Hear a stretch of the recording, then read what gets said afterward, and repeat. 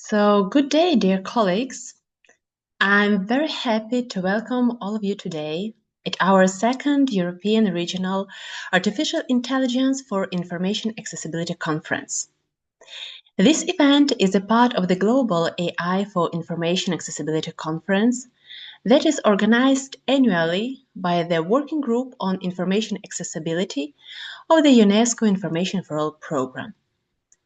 The sixth global conference will take place on the 28th of September on the DataTank platform, and we kindly invite you to register for the event, to get acquainted with presentations of over 70 speakers, participate in live interactive session, and in the informal networking.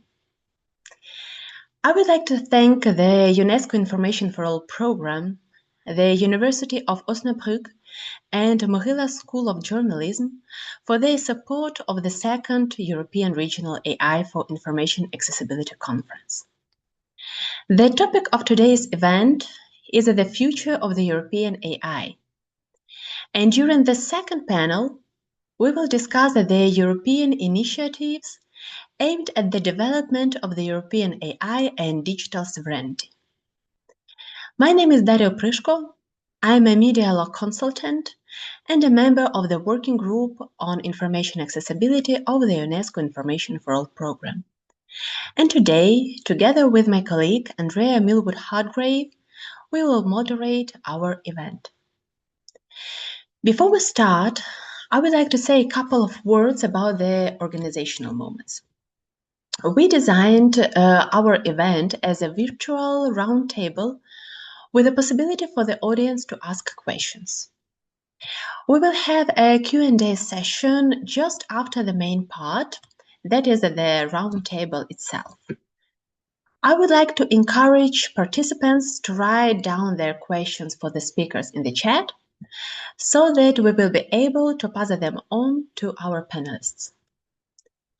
I would like to open our second panel, Driving European AI, with the video remarks by Mr. Cordell Green, an Executive Director of Broadcasting Commission of Jamaica, a Vice Chairman of the UNESCO Information for All program, and the Chairman of the UNESCO IFAP Working Group on Information Accessibility. Please welcome Mr. Cordell Green.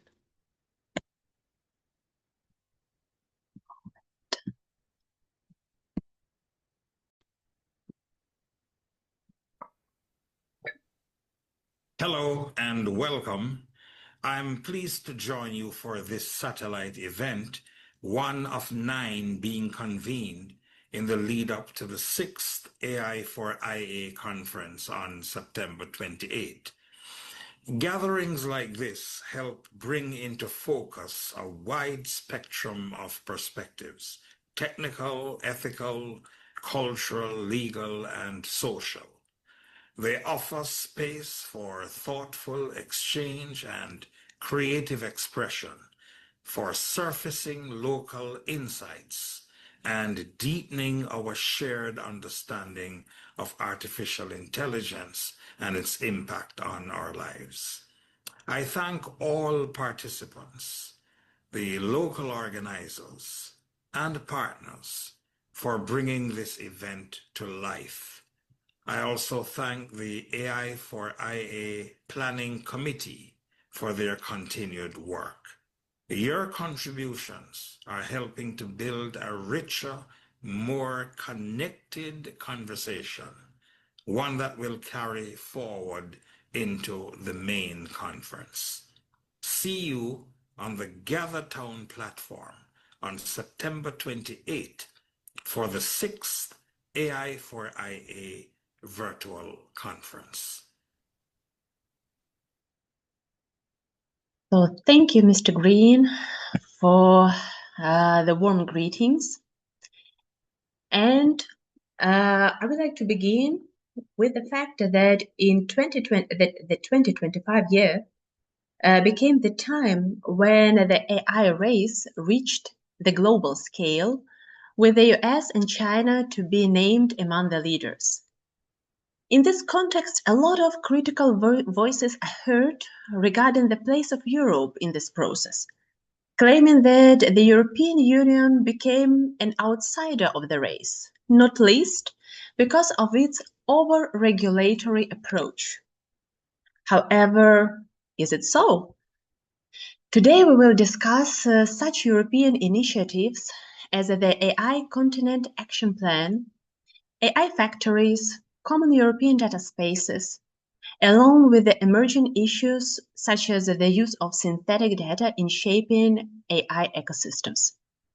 Let me introduce you to our remarkable speakers. Dr. Stefan Verhulst, a co-founder of the GovLab and the DataTank, a research professor at the New York University. Professor Natali Helberger, a distinguished university professor of information law and digital technology at the University of Amsterdam.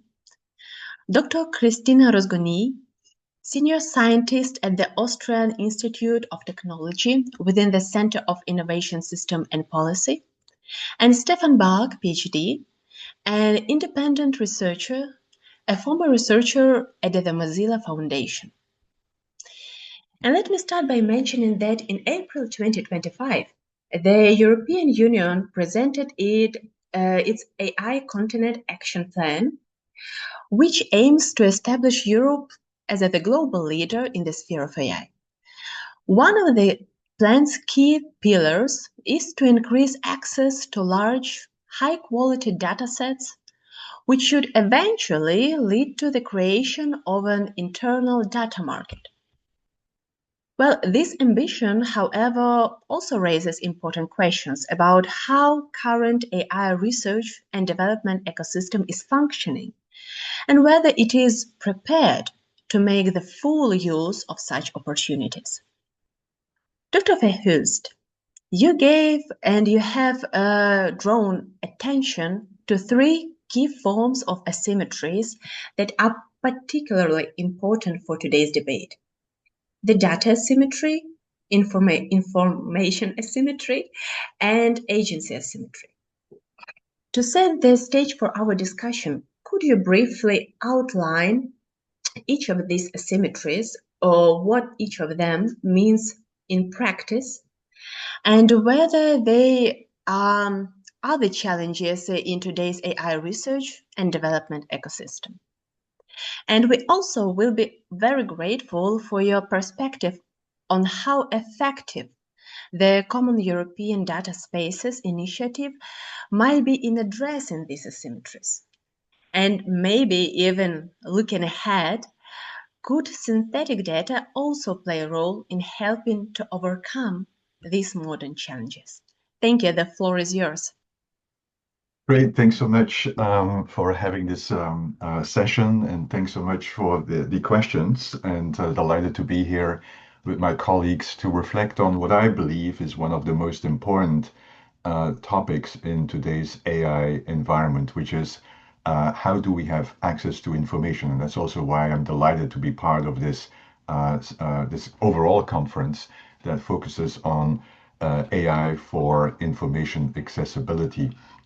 Because from my point of view, it's quite often ignored and it's not getting any better. And so that refers to your question, which of course is a multi-layered question. But the first point I would say is that anyway, when I look at today's ecosystem as it relates to AI and as it relates to data and information accessibility, I would say that we are, to quote Oscar Wilde, we are in the worst of times and the best of times. Because on the one hand, when it comes to the worst of times, we do see that we have increasing asymmetries, by which I mean divides between those on the one hand that have data and those on the other hand that need data in order to make public interest decisions or to advance research and science. And that's what I refer to the data asymmetry.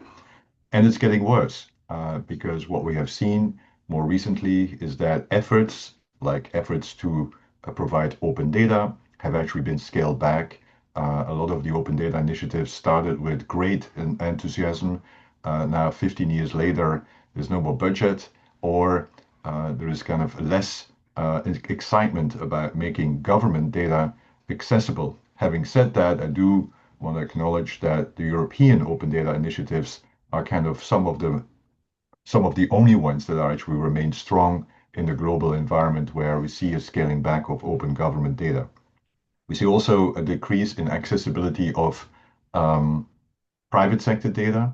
In the past, we actually did have access through APIs to some of the private sector data feeds. That has also become more and more declined. It has also become more and more enclosed.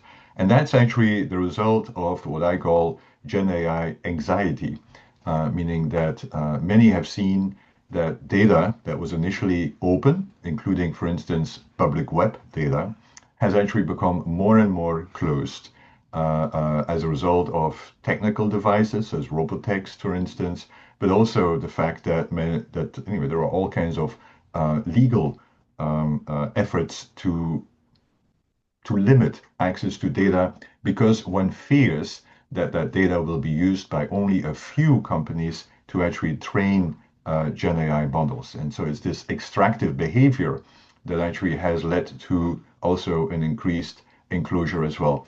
And then when we look at open science, for instance, we see also a decline there.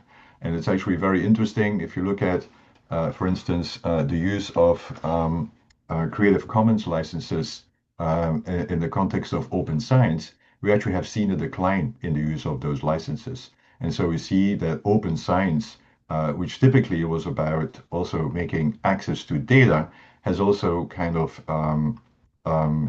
is also backsliding to a large extent. And so all of this, as it relates to data asymmetries, means that from my perspective, we are entering a data winter at a time when we have an AI summer. And so we see actually that the decline of data is really widespread and it's not getting any better. Now, as it relates to information and agency asymmetries, it's the same thing. Information asymmetries, meaning that we actually don't know what is happening in the space. We don't know who has data. We quite often don't know what data is being used for training models, for instance, right? And so there is this information asymmetry that also means it's much harder to even govern, but it's also much harder to even, for instance, know who to ask what data they have because there is actually no understanding who has what and who is collecting what to a large extent as well. And then as it relates to the agency asymmetry, here we also have a fundamental challenge because when we talk about data for AI or talk about data accessibility, we're talking about data accessibility for the purpose of reusing that data for other purposes than initially intended, right? And so that's a big challenge from a governance perspective, because most of the time, right, in Europe, you collect data and then you need to obtain consent for the purpose for which that data was collected, right? But if you start using that data for other purposes, then the whole consent mechanism falls apart from my perspective, because there's really no really meaningful way to have agency and to be able to determine how you want that data to be reused, right? And I feel this is an issue where we need innovation, which I have called digital self-determination, where you actually have a better way to determine how that data is being reused, or also determine what use cases you would like to see, right? It's not about negative aspects. In some cases, you actually would totally be fine and would want your data to be used for scientific purposes, for instance. And in order to do that, we need to come up with new concepts. And so that's why I've been working on obtaining a social license for reuse as opposed to just relying on individual consent. Because as I said, consent is typically only for the purpose for which it was collected. It's typically very binary. There is no kind of determination. It's yes, no, right? Opt in, opt out. And more problematically, I would almost say it's always individual. And so you make individual decisions about data that could have societally benefit or could be societally harmful. And so how do we actually have a social license where we actually understand the preferences and expectations of communities, of groups, in order to be able to determine how that data is being used. And so just to summarize, perhaps, we do have increased data asymmetries. Information asymmetries basically means that we are writing in the dark. And we have agency asymmetries because we haven't really updated our governance mechanism to really govern and facilitate reuse of data. So that's the worst times. Now, we can also say, well, we might actually also mean that we are entering the best of times. And that's where actually AI could become a tool for information accessibility, right? Which is why I like this conference about AI for information accessibility, because AI, if used responsibly, could actually help facilitate democratization of the data. And we see this already happening where AI is used for discovery of data, right? Where we actually have a better less information asymmetry and actually use AI to know where data resides. And that's actually even within governments and within organizations where AI can be used for discoverability. AI can also be used for preparing data and increasing the quality of the data. And that's where, for instance, synthetic data comes into play, right? Because many data sets have gaps. And so synthetic data can be used to fill in those gaps if done proper, of course. And of course, synthetic data can also be used as a privacy enhancing technology where you actually can mask certain kinds of identifiers in ways that it still enables you to reuse that data, but in a way that is less harmful as well. And AI can also be used as an interface with data. And we've seen this where you don't need a data science degree anymore to query data. You actually can use chatbots to query data and get answers back that are useful for the larger population or for scientists for that matter as well. So just to conclude, because Dariia, I feel like I've already gone way over time here. We are in the worst of times, but we could also be in the best of times. And so it's going to be up to indeed Europe to really advance this.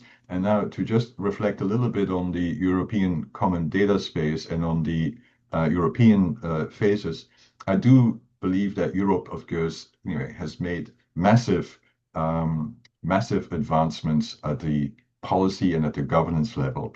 Unfortunately, most of those advances have been focused on the supply side of data and not on the demand side of data. That's one challenge, right? So it's all about creating a data space, but for what purpose? No one really has reflected on that in a meaningful way. And as a result, we actually are going to have a lot of supply, but perhaps little use and little demand. And more importantly, the population, European public, has not been part of actually defining what are the purposes for those data spaces that they feel comfortable about.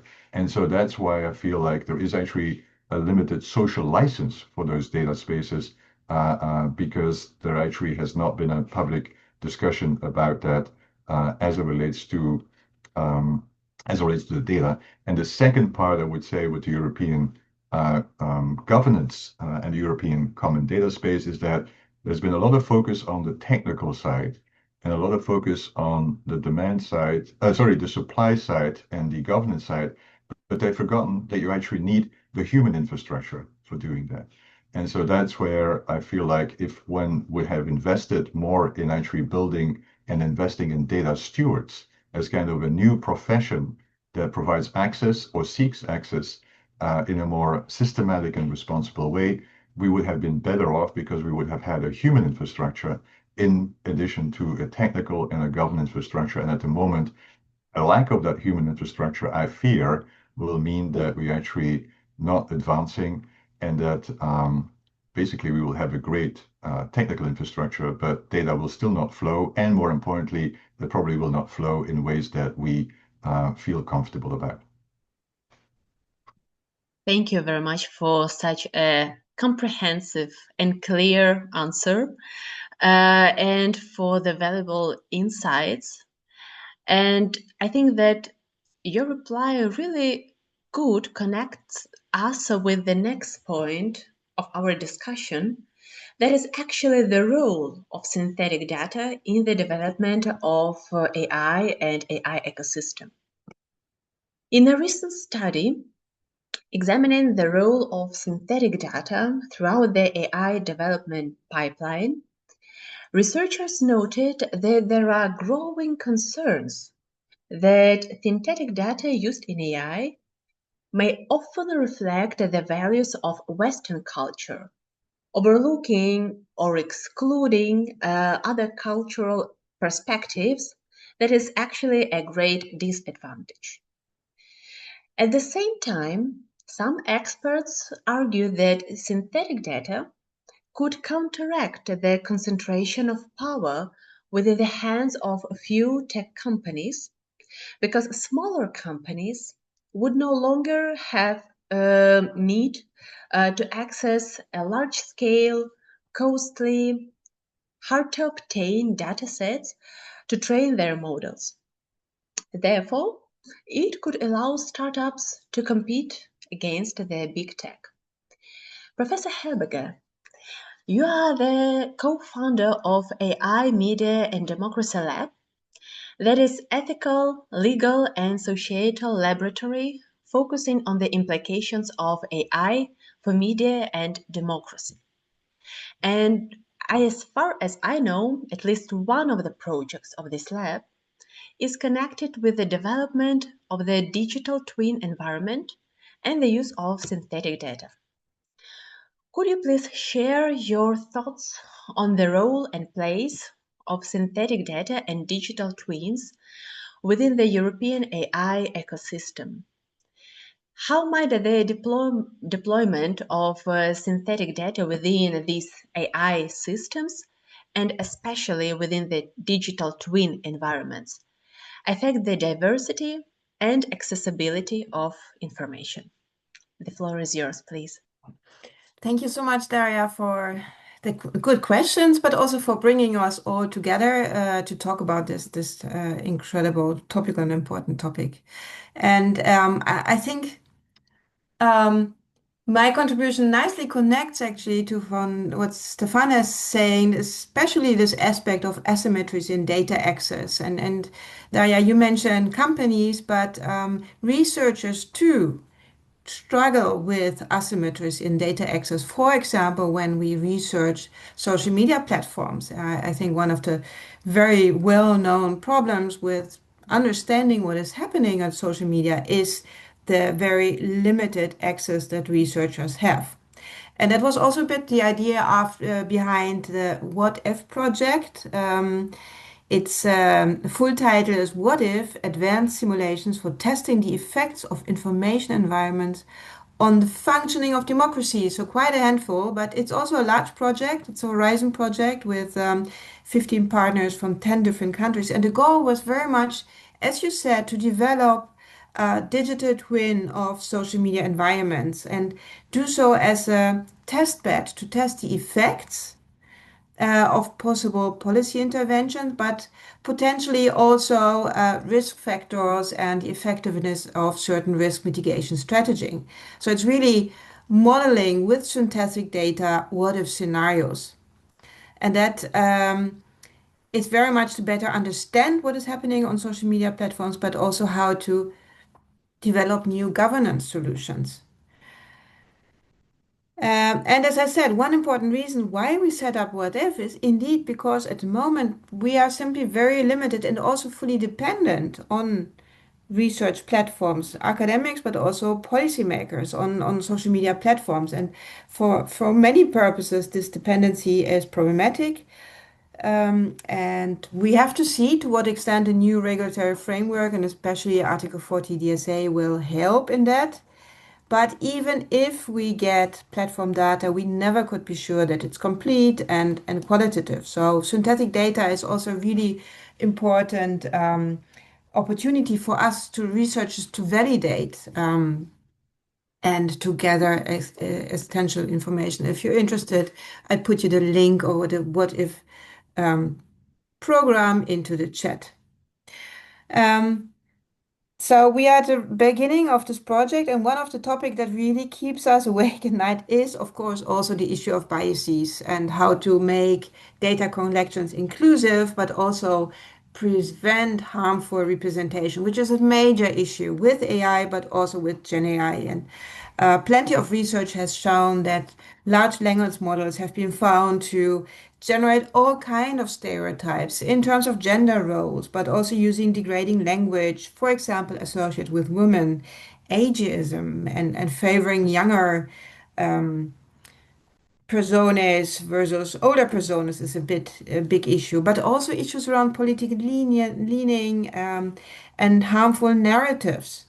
And indeed, as you say, the overrepresentation of Western norms. And I think if you're looking for a good example, you don't have to look very far. Just try Grok for once, which called itself Mecca Hitler and made repeatedly extreme right-wing remarks because it's initially trained on a lot of unfiltered online data and X, which is radicalizing itself more and more, but also the liberal content moderation rules that instruct Grok to not shy away from making claims which are politically incorrect as long as they're well substantiated. So the reason for these biases in the models can sit in the training data in the model, but also in the content moderation policies. And I think this is a concern that is even more topical today, especially with models from the US and the strong anti-DEI campaign we see from the Trump administration. So research into diversity, equity, and inclusion is structurally cut off.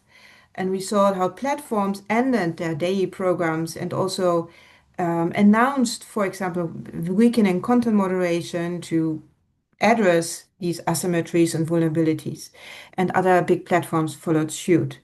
So this is really a very pressing, also geopolitical topic. And if we want to benefit from the synthetic data, I really need to think we need to tackle this problem and not only tackle it at the supply level, but also tackle it because if we talked a lot to media organizations, and for them, one of the major concerns using LLMs in their services is indeed how trustworthy are these systems. And I think regulation has a really important role there, not only to tame the control of some large techno companies, but also make these models usable in the downstream market.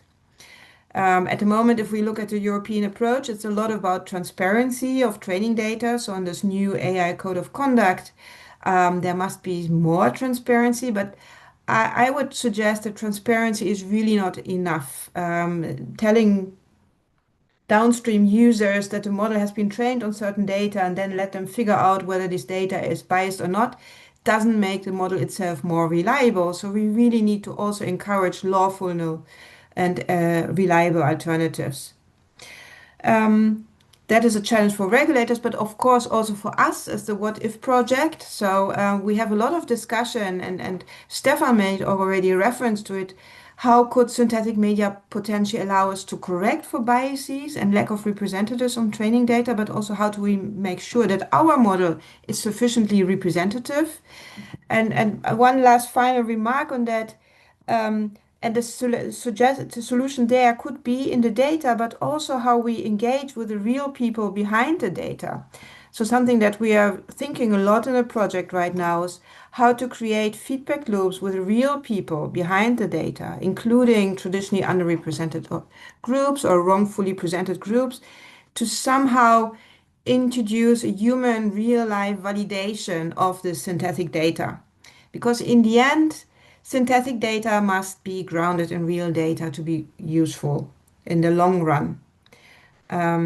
And I don't think that synthetic data can ever replace the need to interact with real people or continue investing in those that create high quality content. So in the short term, we can use it, but we always need to make sure that synthetic data is also fed by real life information if we want to continue it to be useful for companies as well as researchers.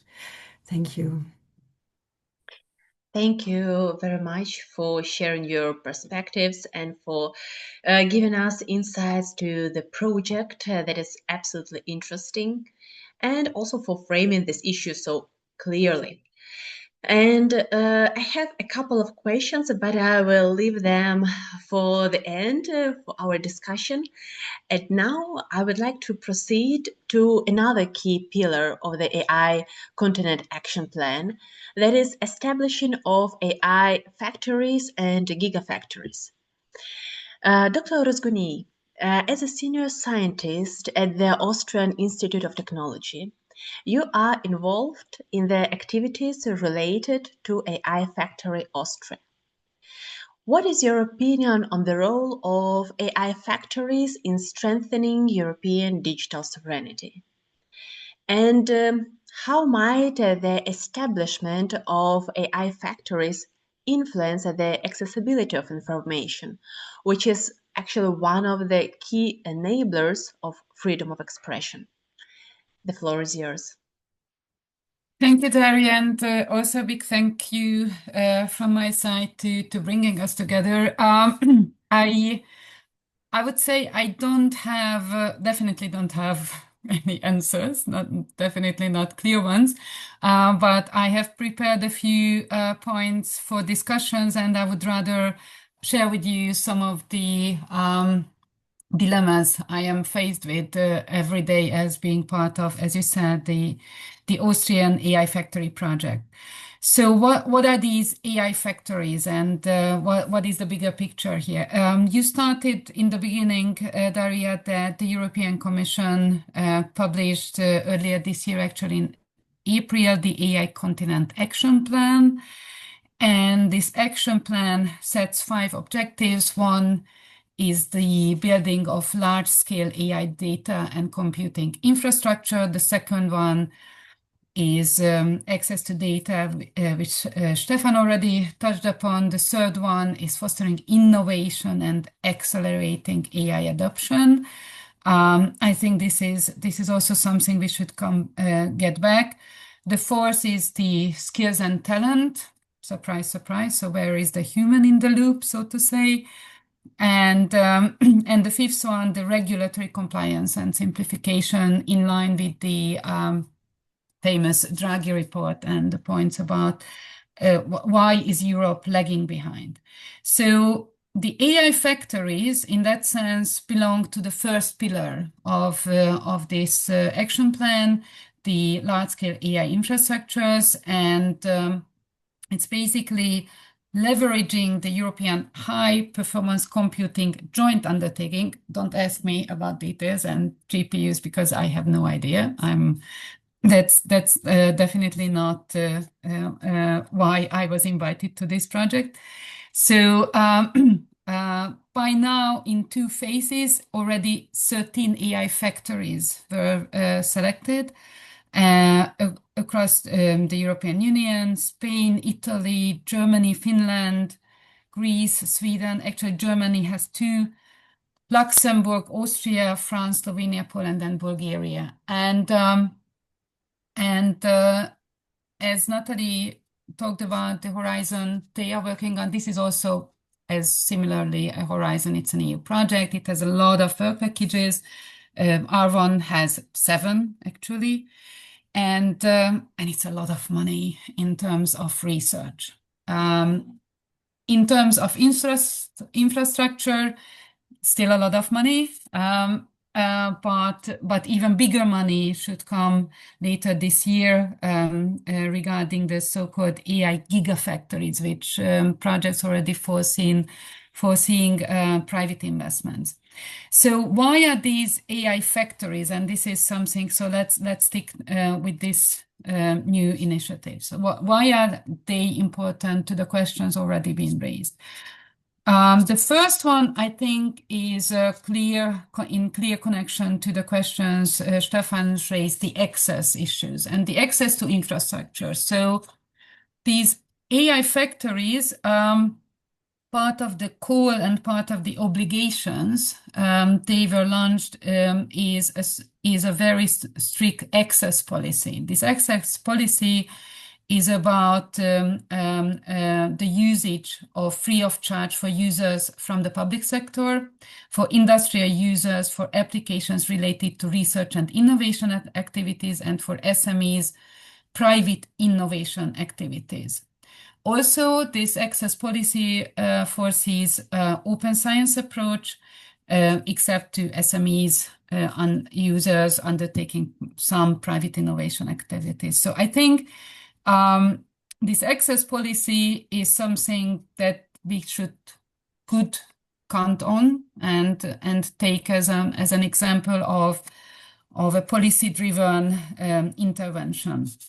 I don't say it's a solution. I'm just saying that there is something we should count on. But I think there are a lot of other issues that were not touched upon regarding the launch of these factories, and there is something here. Here are the dilemmas I would love to share with you.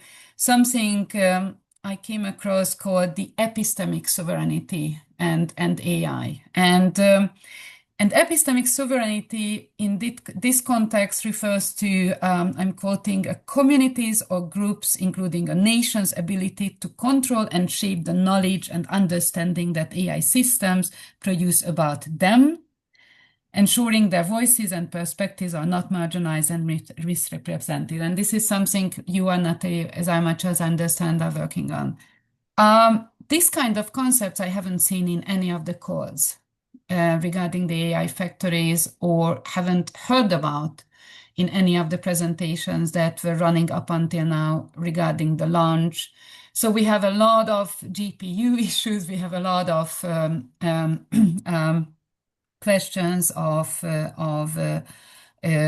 acceleration and innovation, but the epistemic questions, again, maybe I'm not ready enough, but this is something I did not come across yet. And here I think there are two major questions. AI is an epistemic technology, and the role of training data as an epistemic matter. And this is where we all, I think, share a common ground of questions and issues. So let me just drop into this bowl of what to think about. Another perspective from the epistemic perspective, and that's the copyright perspective. This is something we already talk about, but I don't think it's strategic enough, our discussions about the copyright issues.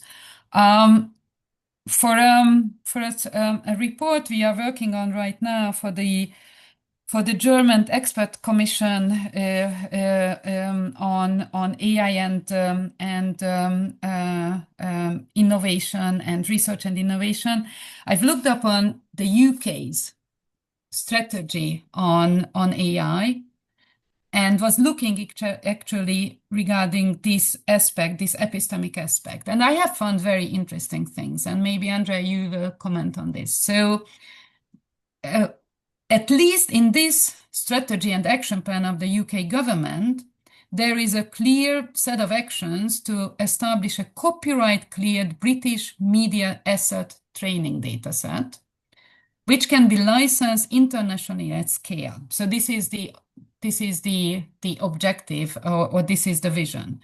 The action plan says this could be done through partnering with bodies that hold valuable cultural data, like the National Archives, Natural History Museum, British Library, and the BBC, to develop a commercial proposition for sharing that data to advance AI. So one of the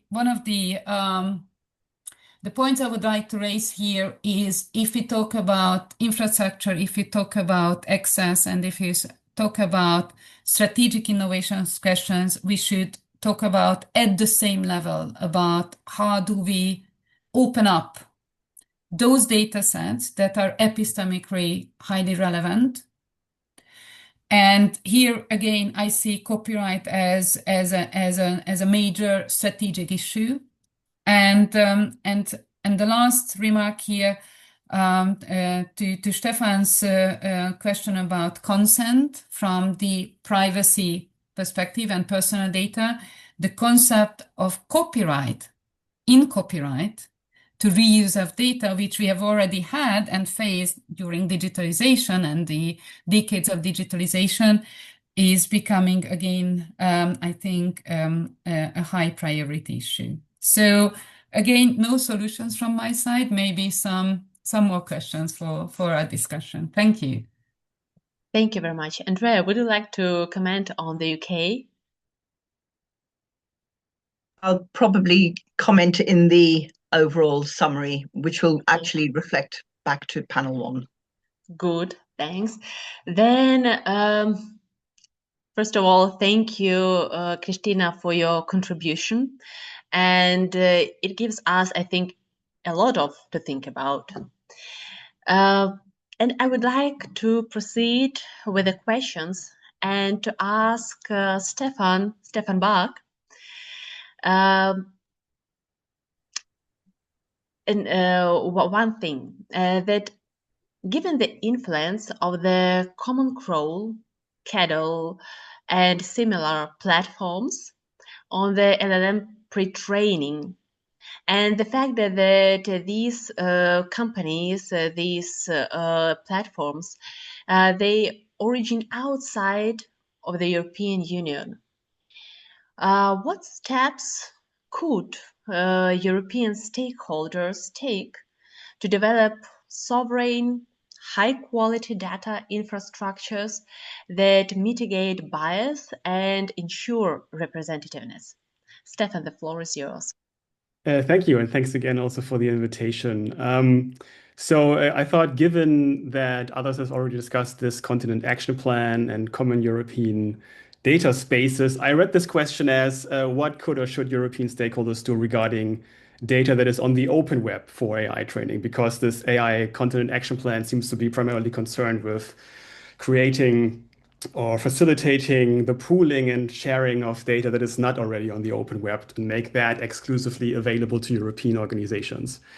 However, I think when we look into the training data, at least for those generative AI models where we know what the data they have been trained on, yes, they use a lot of data from well-known sources like Wikipedia, or they increasingly rely on having exclusive licensing deals with publishers. But a huge chunk of the training data, like 30% or more, often still comes from data that they just collected from all over the internet with web crawlers. And Common Crawl, which you mentioned, played a significant role in helping to establish this practice. And I think to think about what European stakeholders should do, I should maybe briefly explain what Common Crawl is. Common Crawl is basically just a giant archive of web crawl data, more than 10 petabytes in total, that is available for free. It's created by a nonprofit in California, and everybody can just take this data. And what's important here is that Common Crawl offers this data in a very raw and uncurated form. They don't remove hate speech from its archive because they want the data to be useful for researchers that want to study hate speech. So they are not primarily about providing AI training data. They just want to create a web index, essentially. And for AI developers, this means that they can never just take the data directly and then train their models on it. They take a slice of it, and then they try to filter out all the content that is deemed undesirable for model training. And then they train their model on what's left. And in the past, very often, this filtering of this data was not very good and left a lot of problematic content untouched. Still, until this day, Common Crawl is one of the most important sources of training data for generative AI models. But it's unclear how long this will continue to be the case because there's a massive increase now of websites that have started to completely block Common Crawl, obviously because they don't want their data to be used for training AI models. So when it comes to what Europe could do, there's obviously an opportunity and maybe also a need for an alternative to Common Crawl that provides a more curated archive of the web, and also something that respects copyright and consent better, so it's not blocked by a significant portion of relevant websites on the internet. And I mean, interestingly, Europe is already building something that might eventually become an alternative to Common Crawl. It's called the openwebsearch.eu project. It's funded by the EU to build a European web index to power search engines and all kinds of other services and research, including training AI models. And I mean, they're still in beta, it's only for research, but they plan to make a much more curated web index compared to Common Crawl. They want to flag misinformation and all that. And there's even a second attempt. There's another project that tries to build a European web index called the European Search Perspective. It's a collaboration between the French search engine Quant and the German Ecosia, because they want to become more independent of Microsoft's Bing. I can maybe just post the links also in the chat if you're interested. And yeah, we have those projects already. They're still early stage and they don't replace Common Crawl, but they might. However, I think it's notable when you look into the Continent AI Action Plan, there's no mentioning of projects like these. As I said before, it's really all about making data that's not on the open web exclusively accessible to European organizations. And I think this might be read as part of what I consider a concerning trend. The idea that what is on the open web is just up for grabs for everyone around the world. So it's not considered a distinguishing important factor in this geopolitical AI competition. The focus is on making more and more exclusive data sources available only to the European organizations that exist. And I mean, to be clear, I don't think it's necessarily wrong. I don't think Europe shouldn't create exclusive data sources. But I think it's ignoring how important the open web continues to be to train these large generative AI models. And neglecting the open web while creating more and more exclusive data sources, I think is a path towards maybe creating something that is like a European big tech company. Companies that are big and powerful enough that they can just enter all these exclusive licensing agreements without relying on whatever is on the open web to train their models on. And this is really the fundamental question, I think, when it comes to this geopolitical AI strategies. Will Europe just try to create big tech, but in Europe? Or will they try to make an ecosystem of a lot of smaller AI companies, at least much smaller compared to Google or whatever you have in the US or China? I'm very much in favor of smaller companies. Big tech companies have a ton of problems, and making them European is not going to solve those problems. So my suggestion for what European stakeholders should do for having this high quality data infrastructure, don't separate discussions about the dying of the web from considerations about geopolitical competition in AI.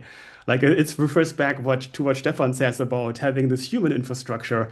Like if high quality journalism, if artistic work either just dies off because it's not fairly compensated by AI companies, or it's only available to those large companies that can afford these exclusive licensing deals, it is hard to imagine how there can be an ecosystem for a lot of small AI companies that really compete with each other and respect consent.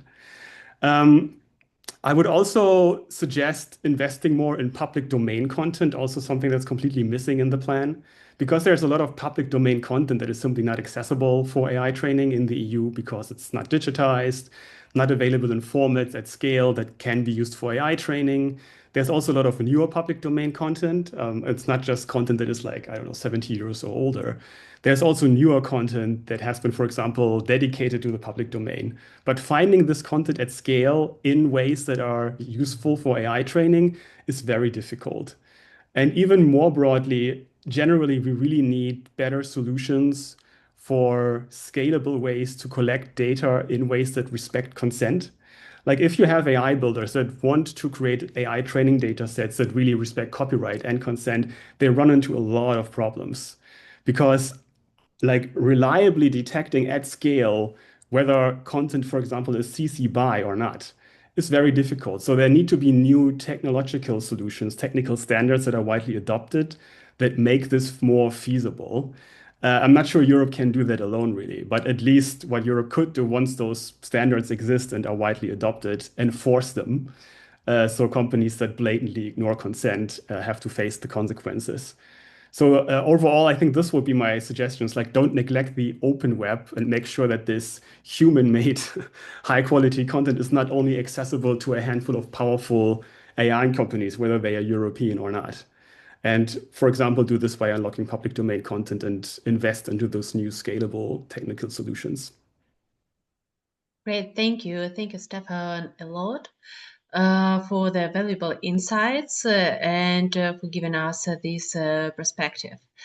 I wonder, I have a question to Professor Helberger and to Krisztina as a lawyer. because we do hear that the European Commission considers the simplification of rules that also touch upon the sphere of AI. For example, the simplification of the GDPR. How do you think, what is your opinion? Could such simplification really help the AI sphere in Europe to develop more rapidly?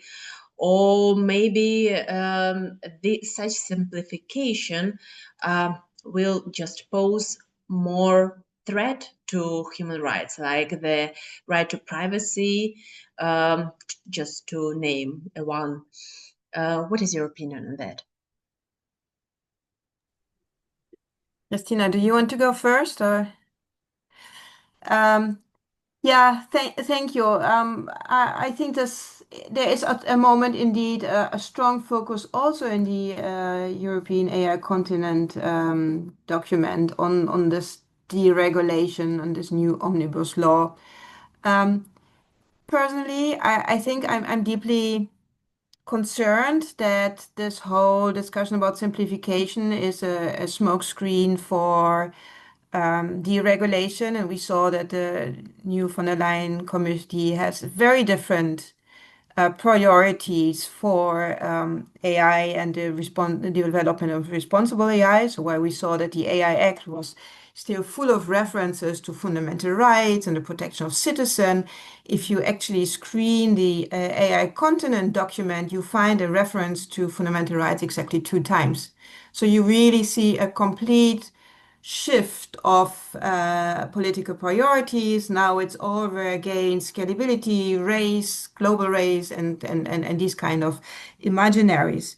So I think there's a real risk that simplification actually really means deregulation, and that leads to the other contentious fractions. And something I really would like to rebuke here is that this idea that regulation is per se bad for innovation. I think that is an argument that has almost become a mantra in the recent policy discourse. I think it completely ignores, first of all, the question that a lot of innovation would not even be possible without regulation. So think IP, think protection of trade secrecies, think competition laws, and so far. And then this narrative very much focuses on the level of AI developers, but I think where Europe has really an opportunity is the application of AI in the downstream market. And there you see that users, professional users of AI products, will very much benefit from rules that actually make sure that these technologies are safe to use. Because otherwise, the search costs for downstream users, especially smaller downstream users, and I'm talking to a lot of media organizations, for example, would be immense because they simply don't have the skills and the legal apparatus to check whether providers are trustworthy or not. So I think in the end, this deregulation agenda and this narrative of regulation is bad for innovation very much will benefit a handful of very large companies and seriously hamper the downstream innovation market.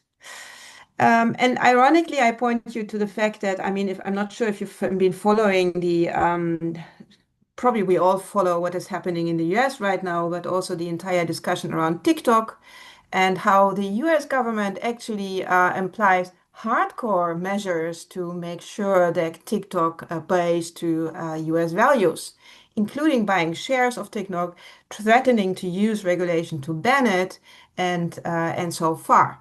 So I think there's also a certain hypocrisy in the argument. Thank you very much. Krisztina, would you like to add? Thank you, Natali. It was a good choice to let you first. Couldn't agree more. So when I hear regulatory simplification, that's the lobby. Especially in the European context, I would say I freak out because what is it about? Getting lesser rules on what? And lowering the regulatory burden of whom? Of the tech giants who who, not even in the same league. Let me just give you two examples to that. So first, this whole debate started with the Draghi report's comment on that it is regulation that is hindering Europe being competitive. Even if you read carefully the report, which I did at least 3 times, not the whole, but that part, even the Draghi report doesn't say that the rules are wrong, but he's talking about their implementation. He's talking about the incomprehensiveness of their implementation. So why don't we try to take maybe seriously what we have rules and invest in implementing them right? So at the time of when I was preparing this report, I've already mentioned to the European Union's AI office, responsible for 27 member states, had 35 staff members at that point, and they were recruiting. The UK's Safety Now Security Office had at that point 130. Only that particular regulator. And I'm not talking about the skills and the preparedness of the staff at the regulators. Why don't we try to take seriously that those people who need to do the job, that there are enough people, that they are similarly skilled as those they should regulate? And why don't we try to do it right, in a right way? And let us also look into, and the GDPR, again, a great example here. Why don't we try to see where are the problems? Over the past few days, I think many of you have seen on LinkedIn, wherever, that a lot of revelations have been made about the weakest part of the European GDPR regime, the one-stop shop type of matter of GDPR, and this is the Irish regulator, and how the Irish regulator is fully captured by the big tech, the GDPR, for which the whole system was set up. And the Irish regulator, which was already applying a super low bar of regulation, hired as head of the regulator a former lobbyist of Google or Meta. I'm not sure here. So this is not good. This is not good. And this is not good that in member states, the data protection offices are regulating their national, the nationally established businesses according to the GDPR standards, while we are regulating the US-based and the Chinese-based operators, which are all incorporated in Ireland, for operating all across the European Union according to different standards. This is not good regulation. And this is not where simplification would help. Maybe applying the same standards and maybe investing in regulatory skills, regulatory staff, regulatory procedures, cooperation, and taking it seriously. Thank you. Thank you very much. Completely agree, if I may. Since our discussion is about the changing of approaches, the switching of the paradigm, I have a question to all speakers. Well, looking ahead, if we imagine ourselves in 2035, what would success for the European AI look like in this time? I mean, in 2035. Should we measure it by technological leadership, or by ethical benchmarks, by societal resilience, or maybe by something else? What is your opinion on that? Stefan, Stefan Verhulst, would you please start with answering this question? Great. Well, I had hoped it was the other Stefan, so I had more time to think about that one. But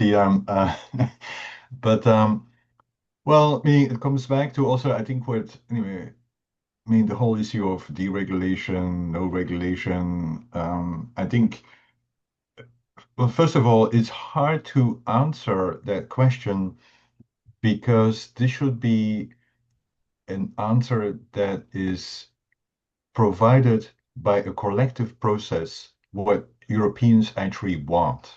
I mean, I'm not in that position to say this is what success look like, but we actually have no process at the moment to engage the public and to say, what is it that you would want AI and data to do so that in 2035 we are better off with regard to X, right? And that's also what is my concern is that anyway, regulation, governance ultimately are tools to achieve an objective, right? To achieve a purpose. Otherwise, anyway, why have regulations? Why have governance, right? And it's not clear to me whether there is actually a common understanding what that purpose is, right? And of course, there is a lot of buzzwords, right? And then, of course, then you have reports like Draghi report and other reports that are being, that by the way, I always feel like, I mean, as if any European knows what the Draghi report says, right? I mean, it's like, anyway, can we actually not have a more informed discussion without throwing, anyway, reports around that no one has read? Or, anyway, Krisztina has read it 3 times, but not everyone is like Krisztina, I would say. And so, Not anyway, fully, not fully. well, not even fully. Even Krisztina has not read fully the reports 3 times. But anyway, what I wanted to say, Dariia, is that it's a great question, but it's a question for public conversation, right? So that at least we have an understanding what is it that Europeans would like to have achieved by 2035. And that in itself would then inform what regulations we need, what AI factories we need, what data we need to achieve that. And at the moment, I feel like we're kind of blind. We're kind of, anyway, like, anyway, walking around assuming that anyway by doing all of this we will get public benefit, but we don't really have a clear sense what are the public priorities that will be achieved by investing in all of those investments. And it could be, yeah. So I'm going to stop here, and but I think that's kind of my challenge quite often with even evaluating the common data space or the AI strategy, for instance, is that toward what end, right? So what is it that you actually want to achieve?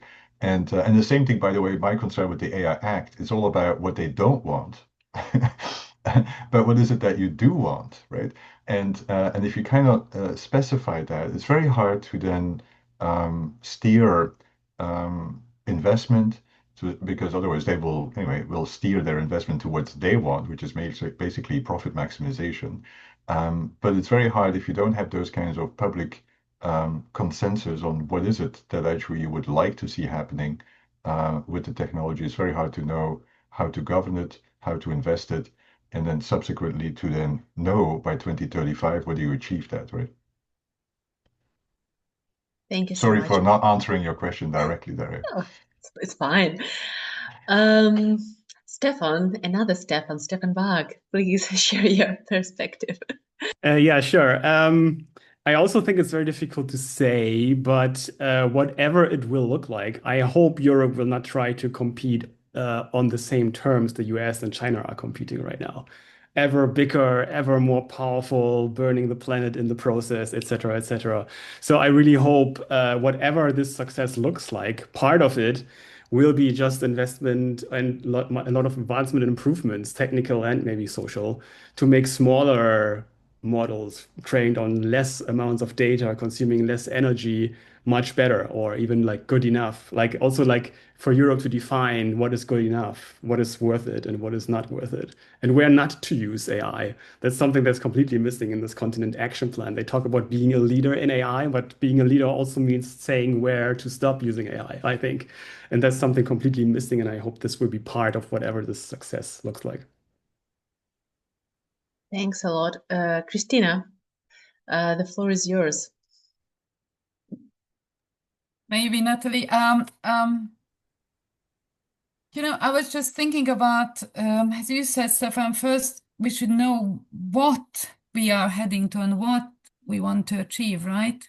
So on the one hand, we have been hearing in the past few years, especially since GDPR, that the European Union and Europe wants to become a global regulatory power, and by setting standards and by setting up rules that others need to obey. And this was, pushed across national legislations, national regulators, and a lot of things. And now we are hearing this, maybe that's too much, that's simplification. So are we turning back to our own objectives? And where is the evidence that this is something we should have not done? On the other hand, the European Court of Auditors were pointing out that, on the other hand, Europe and the European Commission is acting like in fear of missing out and pouring money into something not proven, so to say, being a solution, and pouring money into infrastructure without first setting the objectives, without setting clear goals about what is it European about these infrastructures and what can we achieve with being European and globally distinctive. So I'm right now very much see this very blurred kind of picture of not being sure about our own values, and then just softening them up and following the rules of others for some unknown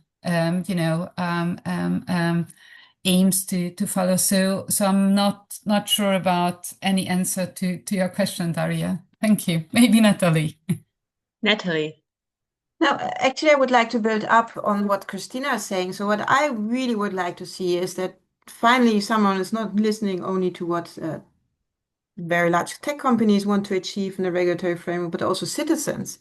So we launched a 6-country survey in the summer, asking citizens from Europe, from Brazil, from Japan, from US, and from Africa, actually, what they would like to see, what kind of regulation and what kind of priorities in regulation. And something all agreed on, interesting, including in the US and Europe, is that, first of all, they would like to see a role of governments in making sure AI is safe and trustworthy.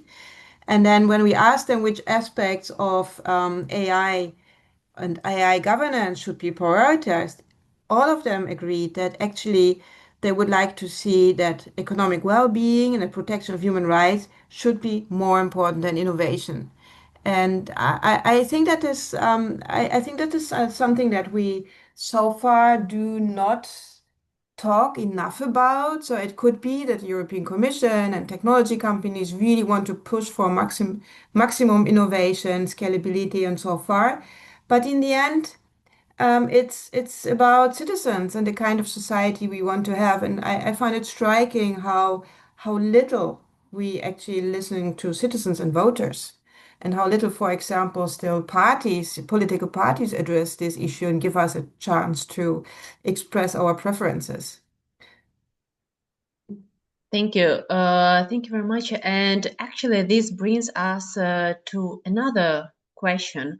If we talk about the AI Continent Action Plan, how can we avoid it becoming, a patchwork of different national initiatives?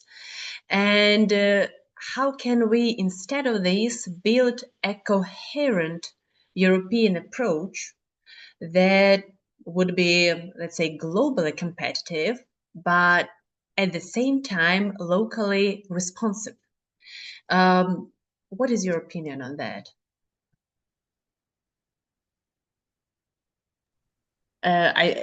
First of all, I would like to ask Natali. So you want to have a future where we are globally responsive and locally? Globally competitive So let's say we have 27 member states, and we can potentially have 27 different national approaches. However, at the same time, we have this AI Continent Action Plan, that is the European initiative. How could we make it? How could we implement it? So we could be at the same time globally competitive, Europe, and won't be treated as an outsider, but at the same time, um, we would have a good local approach to Yeah. I sense a very serious case of global FOMO here.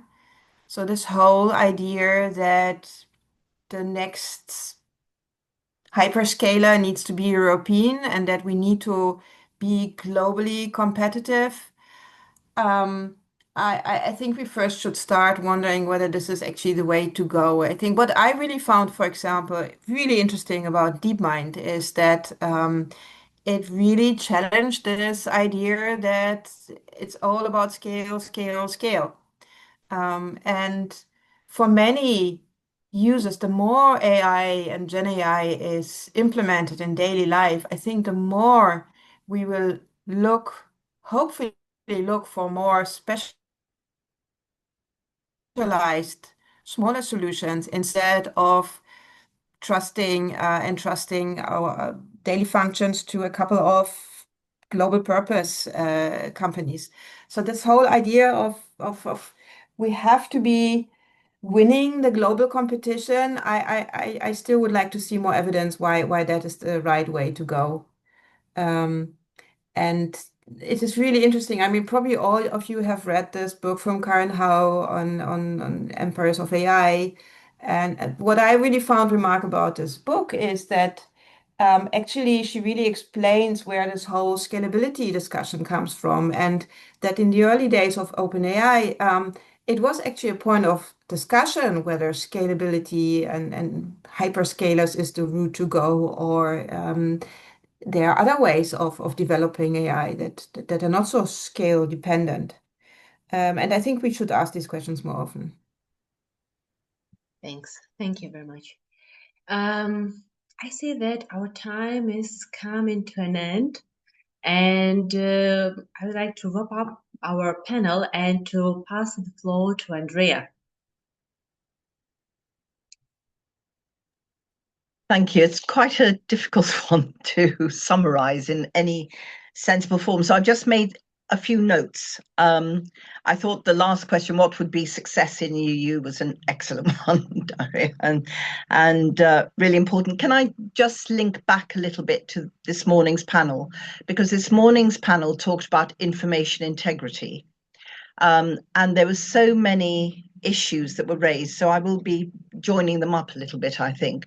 So many issues raised this morning that you have raised in this panel, and they're obviously very, very important. One of the particular comments made towards the end of our meeting was around democracy, which you've talked about a lot, but in fact the first panel didn't, except at the end, when Mark Cole talked about media infrastructure as a key element of democracy. And that was the first time the word democracy had been used, actually, I think.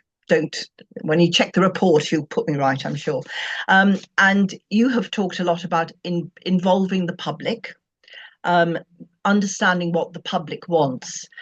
And I think that one of the things that you have touched on but not gone very far with is the political issue. You've talked about scalability, you've talked overall about the economic thrusts, but when you're talking about Europe, she says, not any longer being able to be part of the European Union, when you're talking about Europe, there are so many and increasingly and so many different aspects that have to be thought about.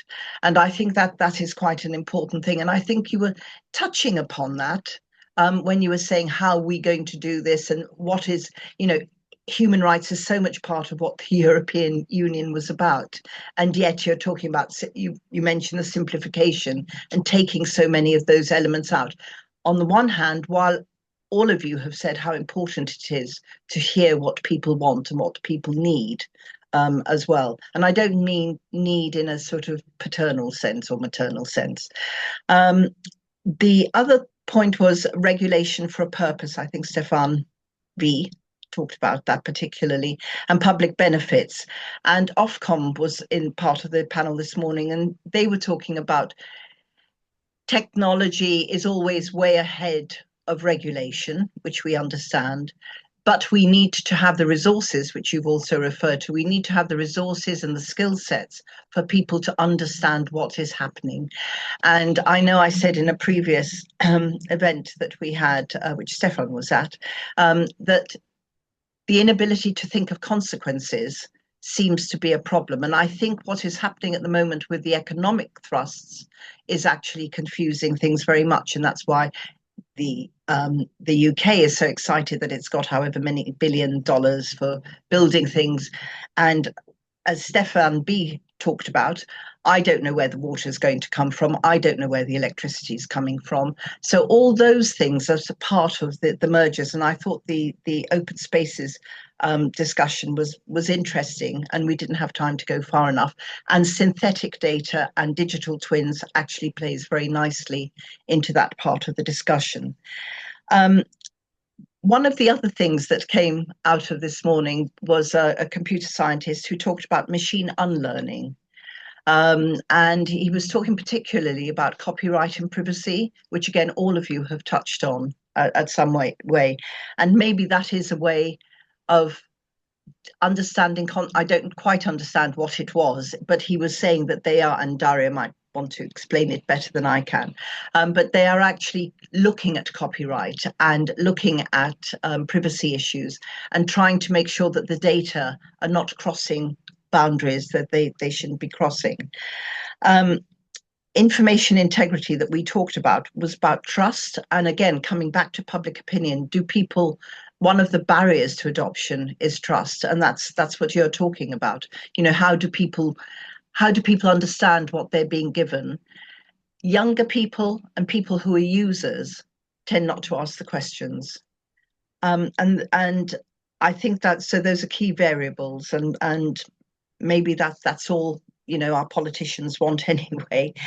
Also, verification was talked about a lot, and echo chambers. And I think that is something that you have touched on when you talked about content moderation, but we weren't able to discuss that. But they are all part of the same. The only other thing that I think that we talked about this morning, because it was about information integrity, was how important freedom of expression is. And of course, that is a very important tenet of the European Union systems. So that's my takeaway and analysis, having sat across both the channels. Keywords for me: democracy, public, diverse teams. And you did talk again about resources, and you talked about people resources, you talked about skill resources. I'm not sure we touched on budget resources, and that comes back to the economic argument, and we're always in that circle at the moment. So I think there are economic biases, and there are political biases that are making these conversations quite difficult. And I think, Stefan, when you started talking about these symmetries, you actually touched on all those things. So I have found it fascinating. Thank you, Dariia. Yes, Stefan. Yeah, no, I was actually, meaning I recently cleaned up kind of my closets, and I found this report from 2001, Andrea, which says reflecting community values, and it was published by the Broadcasting Standards Commission, and it had Andrea and myself as the authors, which was kind of surprising. But I just want to ask you, Andrea, I mean, the Broadcasting Standards Commission had a really interesting mission, was to exactly know what the public wants and what are the values of the public as it relates to broadcasting.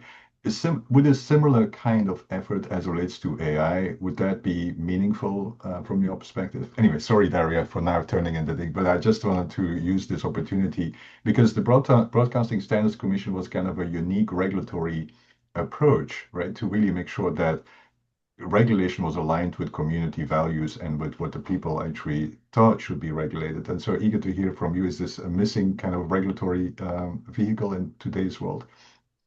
I think it might be. I mean, Australia, of course, has always had community standards as part of its broadcasting regulation, and I don't know where that has gone. Ofcom, of course, does continue to have a lot of research, but I don't think they necessarily ask the questions that somewhere the Broadcasting Standards Commission could ask and did ask, because I don't think those in power want to know. Because they are dealing with economics and they are dealing with politics and they are dealing with strong-armed people and big tech, and Stefan Baack has a view on that, I know.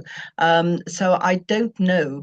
I mean, literacy, we've not talked about information literacy, media literacy, whatever literacy you want to call it. We've not talked about that, but there was a report that was published saying that people aren't actually necessarily looking for the ways to find out the truth. Only people older, such as myself. Otherwise, young people are actually going back to social media platforms and they're living in their echo chambers. And we're not teaching those people. And one thing more, sorry, Dariia, is when I was sitting on lots of media literacy at the merger into Ofcom, lots of media literacy events and teams, eventually our Department of Education came out of that. I mean, it just didn't make sense. So that's very political for me. I tend not to be political, but I mean, I really think people I worry about values, and but we're all under so much pressure in that area. Nothing to be sorry for. It's a great conversation. I find it really, really great. And I'm very grateful to all of you for that. And I'm watching over the time and see that it's time to wrap up, that we ran out of time. And our panel, as well as the second European Regional AI for Information Access Conference, came to an end. And I would like to express my gratitude to all panelists for being here today, for the fruitful discussions, and for sharing your perspectives and valuable experiences with us. Except that, I'm grateful to participants for taking time and join us on the panel, and I hope that the next year we will see each other as well. So I just want to remind that you can register for our global AI for Information Access conference that will be held on the 28th of September. Yes, it is Sunday, but still it will be held on DataTank platform. And to explore the variety of opinions on AI and informational accessibility. Thank you very much. Have a good day.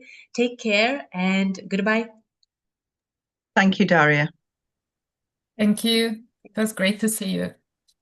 Great seeing you all. Take care. Thank Bye-bye. you. Take care. Bye. Thank you.